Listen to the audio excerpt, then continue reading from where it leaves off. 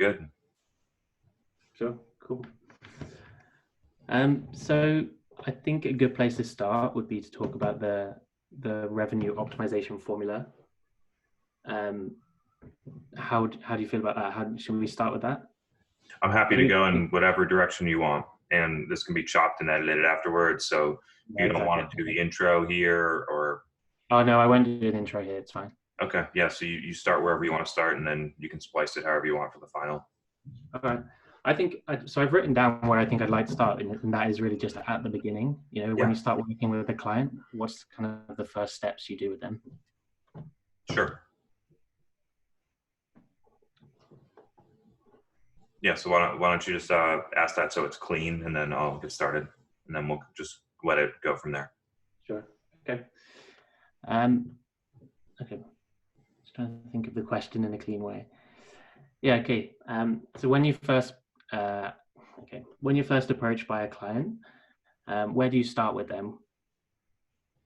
So the first step in the process, in my view, is to understand what's going on currently. And so we do that in a couple of different formats, depending on the size of the client, the media budget, their growth goals. There's a lot of different variables in that and how we decide how to do it. But it basically comes down to a very detailed analysis of their marketing performance at a channel and at an overall marketing level, compare it to their outbound or other mechanisms for generating revenue, audit their ad strategies, their KPIs, the overall objectives of what they're trying to accomplish in those channels. And then once we have a clear sense about what's going on, how it's performing, how the budget's allocated, then we have a more clear picture on how to recommend what should be changed. Turn this is working, turn it up, this is working, start focusing your conversions down to this conversion point. This isn't working, this is a complete waste of money, cut this, change this, scrap this. That's essentially the process is an analysis up front. Great. Do you see a lot of commonalities between your clients? Is there a lot of common mistakes or things that you work on to improve?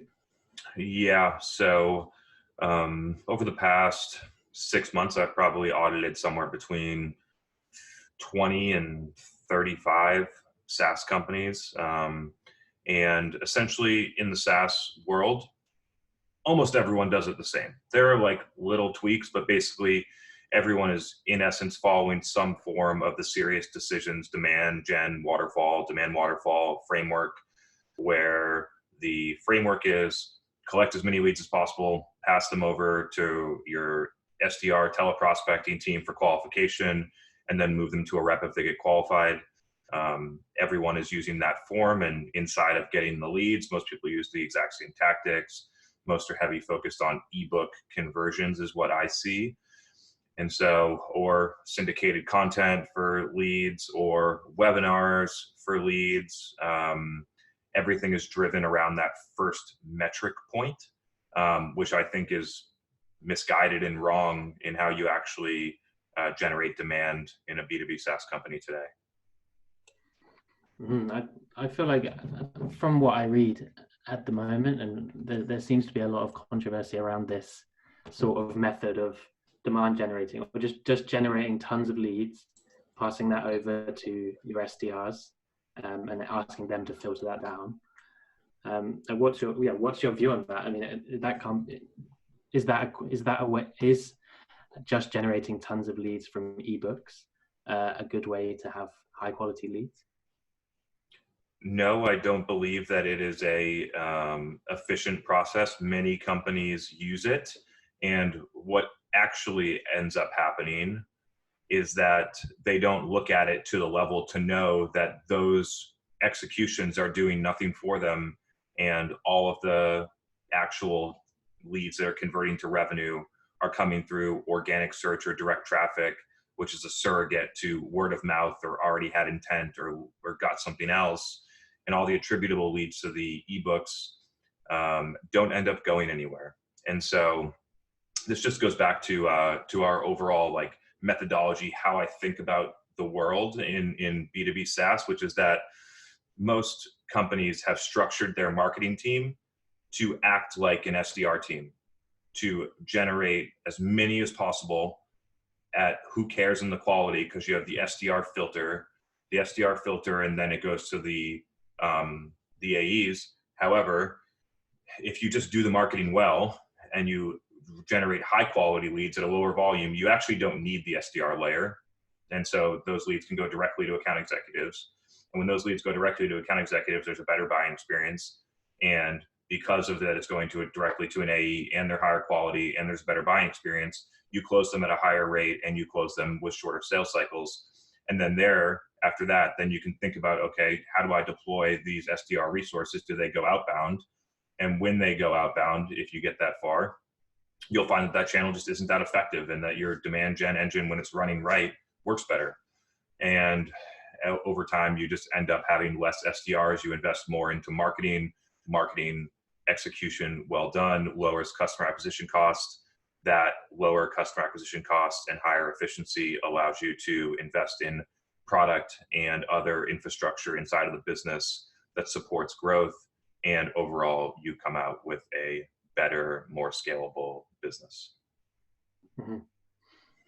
So would you suggest starting to measure the performance of your marketing team, not by leads, but by conversions or some other metric? Revenue is the metric.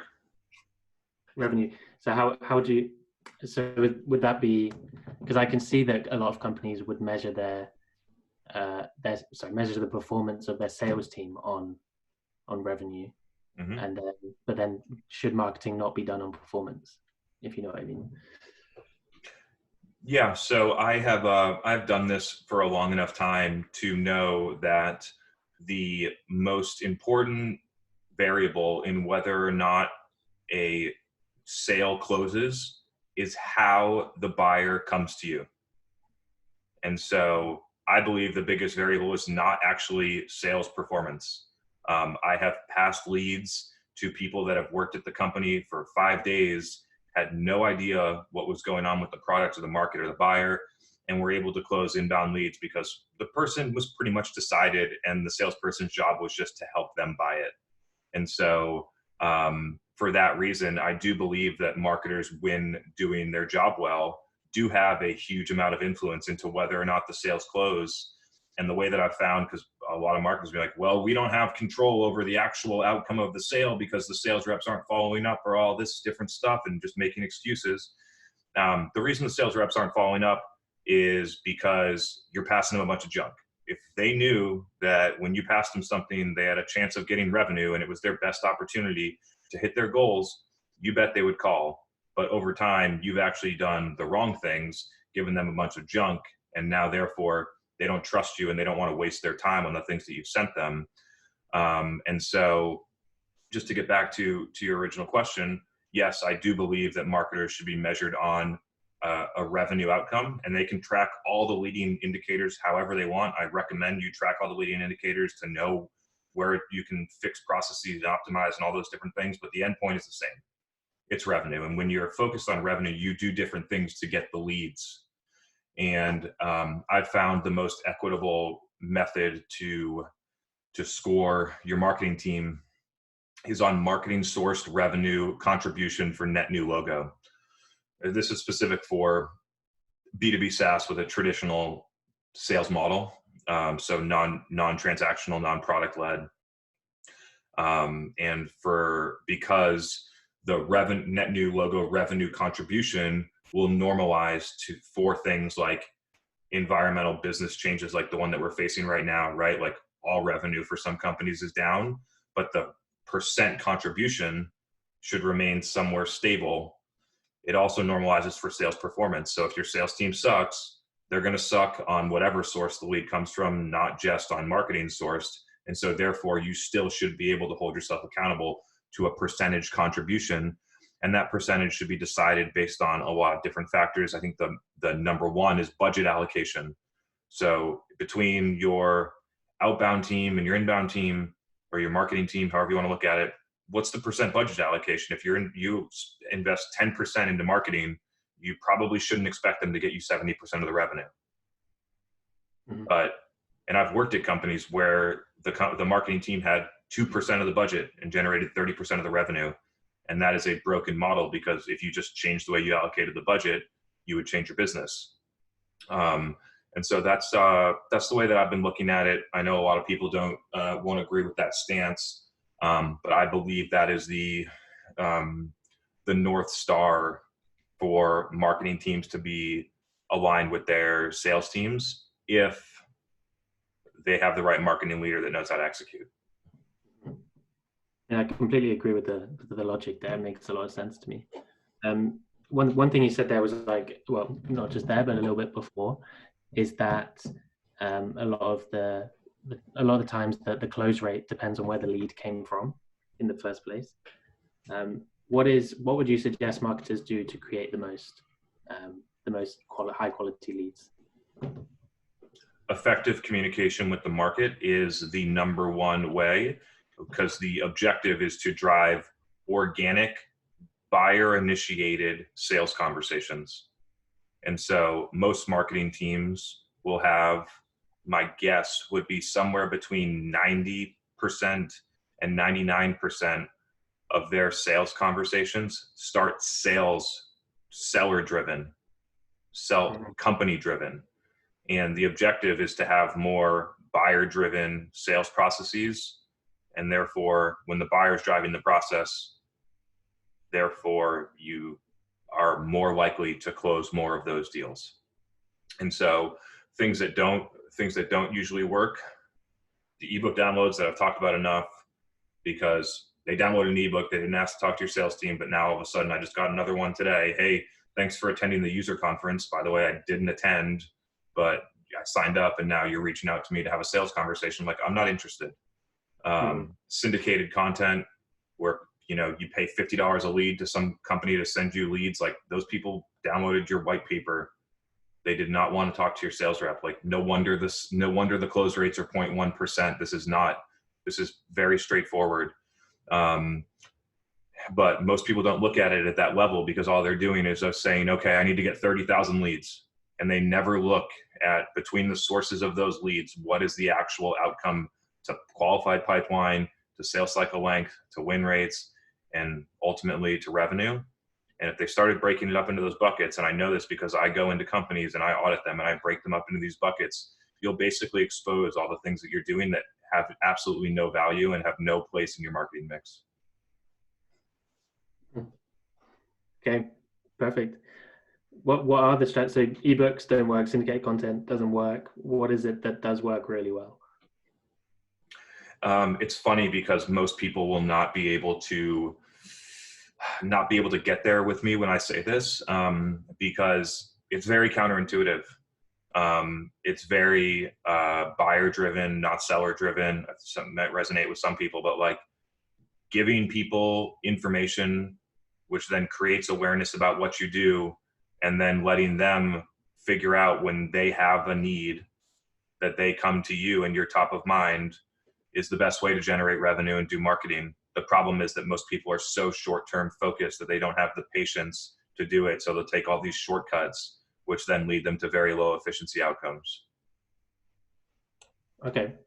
And so I think that sort of leads into something I mentioned in the email, actually, which is about your kind of content strategy. Because I think something you mentioned online is about creating content for the buyer, something that will actually get consumed, so that you build up brand awareness. And I think, as you say just now, it's that you bring in, you bring in people who are going to, buyers who are going to come to you rather than you have to approach them. Mm-hmm. What's my question here? I mean, most people create content for themselves, not for their buyer.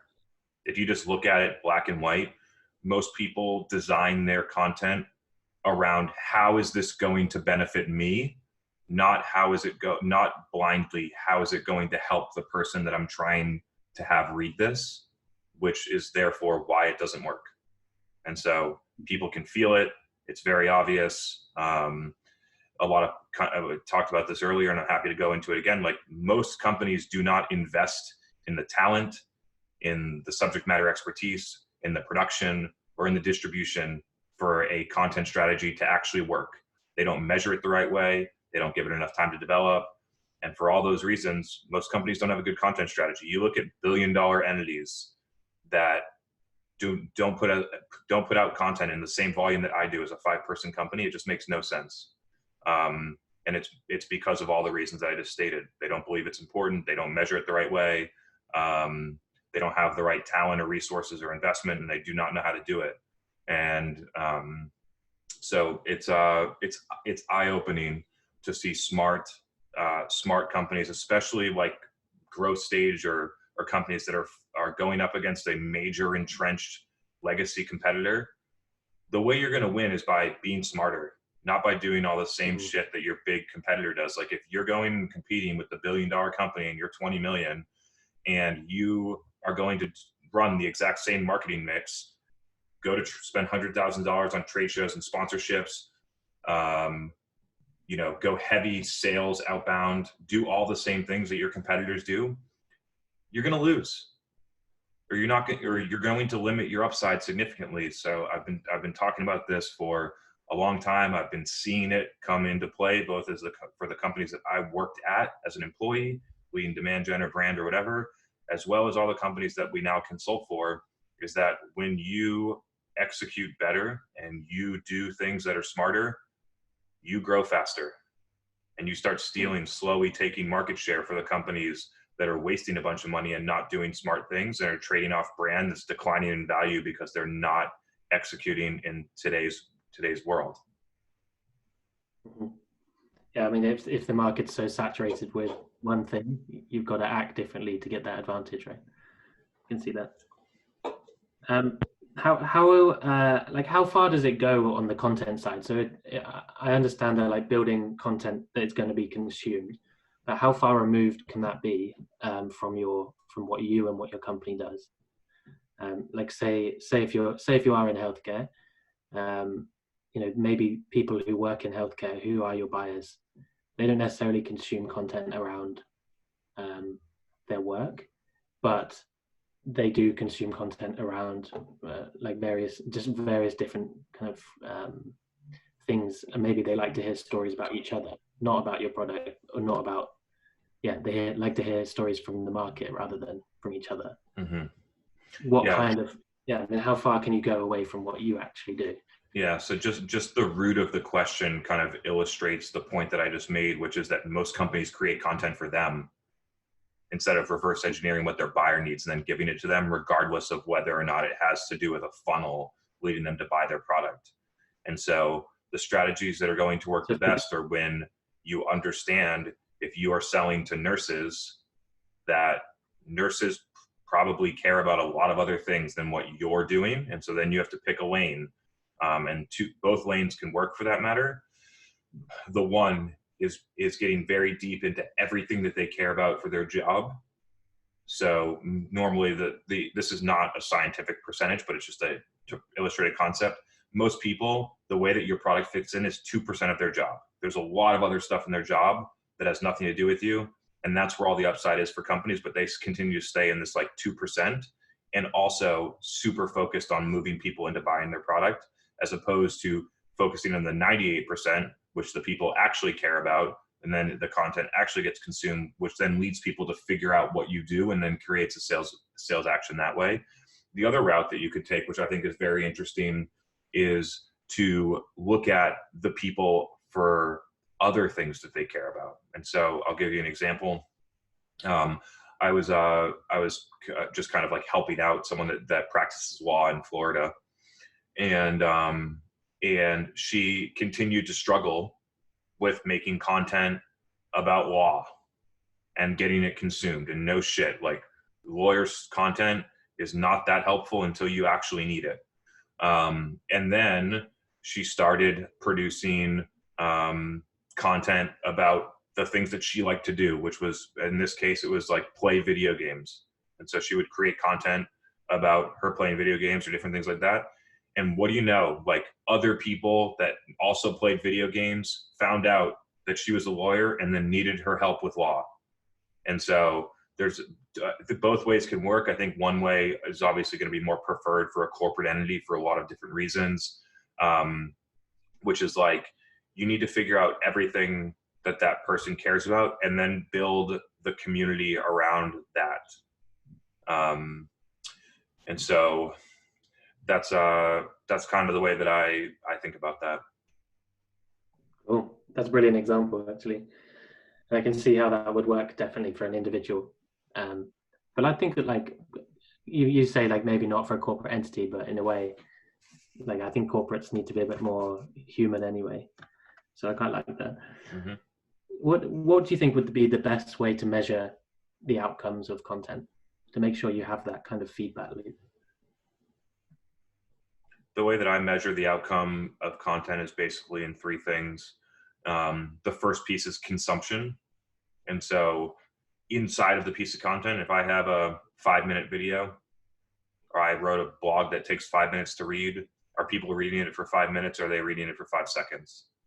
It's a very easy, like, first cut at whether or not the content's working. Most people will never measure that. And so therefore, like, they're, using ads to drive clicks to their blog. But what they don't realize is that if they looked in Google Analytics, they would see that 99% of the traffic is bouncing straight away because the content sucks or you're driving the wrong people there. But nobody looks at that and they say, oh, we got 20 cents CPCs, everything is great. So that's a flaw, I think, for a lot of people in content marketing, is actually measuring it at the consumption level. And then the second two pieces are, who are the people that are liking the content and engaging with your brand, whether it's followers or other things, but not just the number, it's who. Who is it? Like, are they, if you're going after CFOs, are a bunch of CFOs and VPs of finance and financial analysts following your brand? Or is it the, people that drive trucks because all you're doing is like posting content that's irrelevant? And so that is, that's the second indicator, is, are the people that you want to be engaged actually engaged? And then the third indicator that I think is actually the most interesting, especially once you hit scale, is what is going on in the comments of the post that you're making? Who's commenting? What are they saying? Who's engaging? A very interesting metric for me right now is what people are tagging other people in the comments of my posts, and who are they tagging? And that's very interesting to me. So, like, it wouldn't show up in the metrics that I got 150 likes on my audio post, but that would show up. But what wouldn't show up is that the CRO of a $500 million company tagged the 4 people underneath him that run marketing, demand gen, and business development in my post. That doesn't show up on the scorecard. Most people ignore it because they just are not smart about how they measure this stuff. But those are the 3 pillars of how I would go about measuring a content strategy. Perfect. Great. I mean, honestly, I think that's a lot of the content, a lot of the kind of questions that I wanted to ask you. Is there anything else you think I should be asking to get people to get, like, the most value to, say, other marketers who are looking to improve this kind of thing?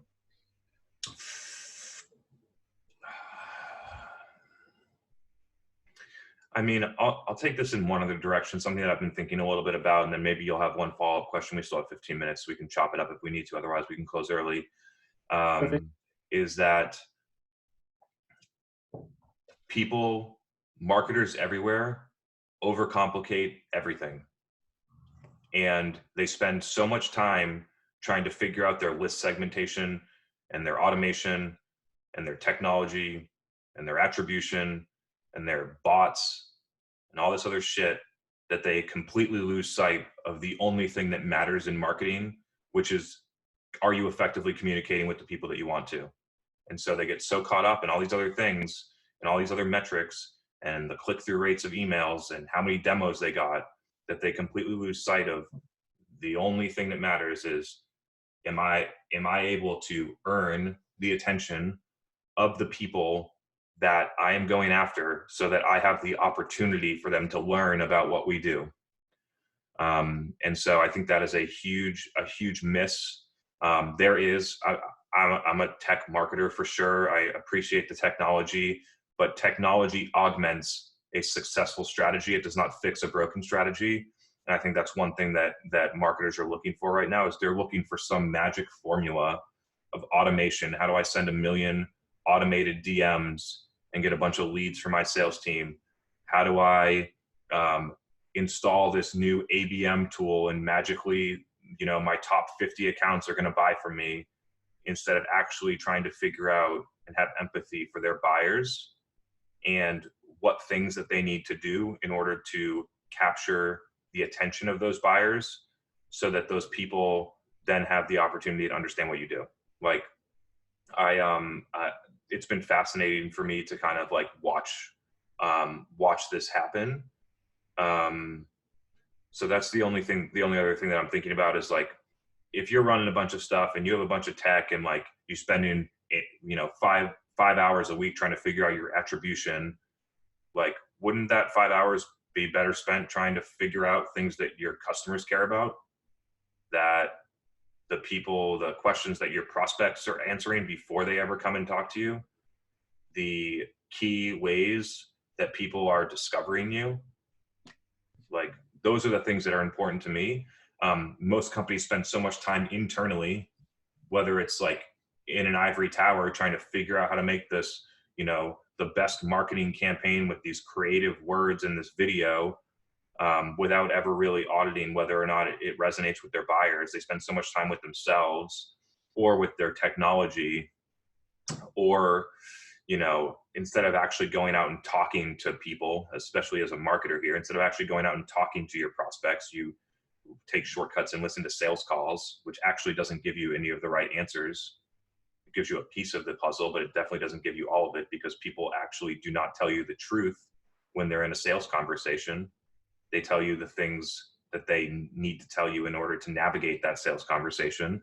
And so the best way that I figured out to actually understand buyers is to talk to them in non-sales situations. Almost no marketers do that.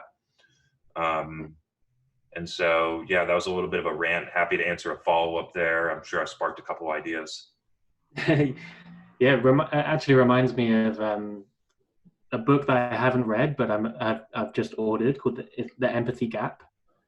And I think that the theory behind that is that it seems like marketers are sort of broken in the way that they empathize with their customers, and it seems like they break the rules of the community that they're within very often, not really understanding who they are.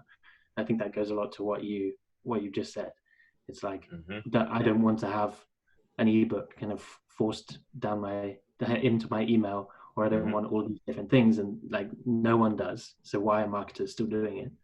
And it's got to come from that fundamental kind of misunderstanding of their customer and how they buy and what they like. One fun thing that I did think of when you were talking then as well,